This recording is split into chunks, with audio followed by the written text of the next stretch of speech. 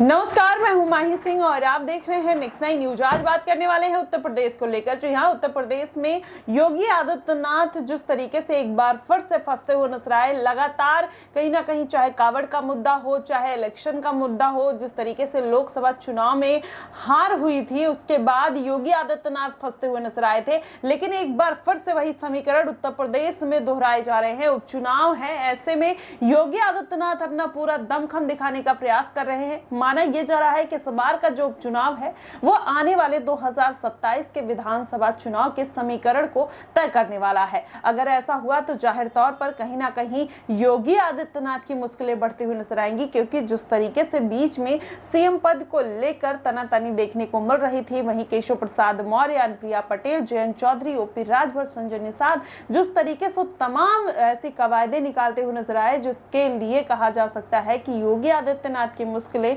बढ़ती हुई दिखाई दी थी।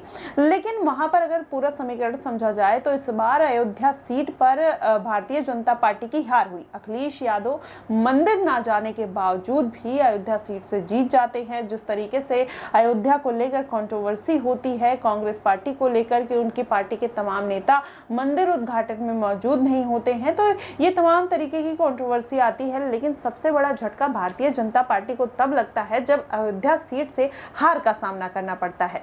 लेकिन इस बार उपचुनाव है, ऐसे में मिल्कीपुर सीट है, कटहरी सीट है, जो अयोध्या से सटे हुए क्षेत्रों से आती है। तो ऐसे में अगर इन सीटों पर भी भारतीय जनता पार्टी हार जाती है तो कहीं ना कहीं ये साबित हो जाएगा कि आखिरकार अखिलेश यादव जिस तरीके से इल्जामात लगाते हुए नजर आए भारतीय जनता पार्टी के ऊपर कि इस बार कहीं ना कहीं वो इल्जामात वो सही होते हुए नजर आएंगे कि भारतीय जनता पार्टी ने अयोध्या की जनता के साथ नाइंसाफी की है, वहां के लोगों का घर गिराया है, मंदिर का जो उद्घाटन इतनी आनन फानन में किया, शायद यही कारण है कि वहां की जनता ने भारतीय जनता पार्टी को नकार दिया।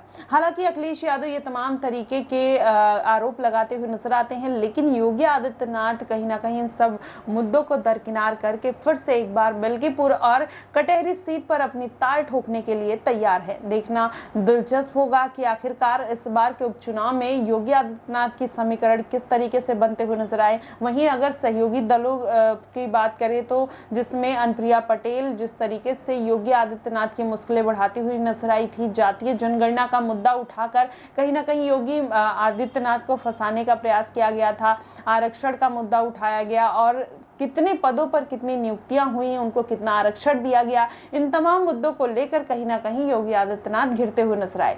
लेकिन अब जिस तरीके से अनुप्रिया पटेल, केशव प्रसाद मौर्य थोड़ी शांत दिखाई दे रहे हैं। हालांकि जिस तरीके से 69,000 शिक्षक भर्तियों को लेकर पूरा मामला फैला हुआ है, अनुप्रिया पटेल के घर पर धरना प्रदर्शन हो रहा है, वहीं केशव प्रसाद मौर्य के घर पर धरना प्रदर्शन हो रहा है, उससे ये कहा जा सकता है कि अंदर खाने में अभी भी बहुत सारी चीजें चल रही हैं। लेकिन भारतीय जनता पार्टी उन सभी चीजों को दरकिनार किए हुई है। आरएसएस और शीर्ष कमान जिस तरीके से योगी आदित्यनाथ और केशव प्रसाद मौर्य को इंस्ट्रक्शंस देते हुए नजर आते हैं और ये बात कहते हैं कि आप लोग चुनाव से पहले इस तरीके की जो मनमुटाव है उसको दूर करिए और इस तरीके की कोई भी खबर आनी नहीं चाहिए जिससे विपक्ष उसका पूरा फायदा उठाते हुए नजर आए। देखना दिलचस्प होगा कि आखिरकार उत्तर प्रदेश की सियासत में योगी आदित्यनाथ का सिक्का कितना जम पाता है। क्या जो पहला लॉ एंड ऑर्डर उन्होंने मेंटेन किया, क्या वही इस बार भी मेंटेन कर पाएंगे या फिर केशव प्रसाद मौर्य या अनुप्रिया पटेल ही उनकी मुश्किलें बढ़ाते हुए नजर आ सकते हैं। ये कहीं ना कहीं बेहद अहम चीज है। फिलहाल देखना ये होगा कि अगर अनुप्रिया पटेल और केशव प्रसाद मौर्य फिर से बगावत करने की कोशिश करते हैं तो क्या योगी आदित्यनाथ को अपने पद से इस्तीफा देना पड़ जाएगा या नहीं। आपको क्या कुछ लगता है, आप हमें कमेंट बॉक्स में जरूर बताएगा। फिलहाल के लिए बस इतना ही। देश और दुनिया की तमाम खबरों के लिए हमारे साथ बने रहिएगा नेक्स्ट 9 न्यूज पर।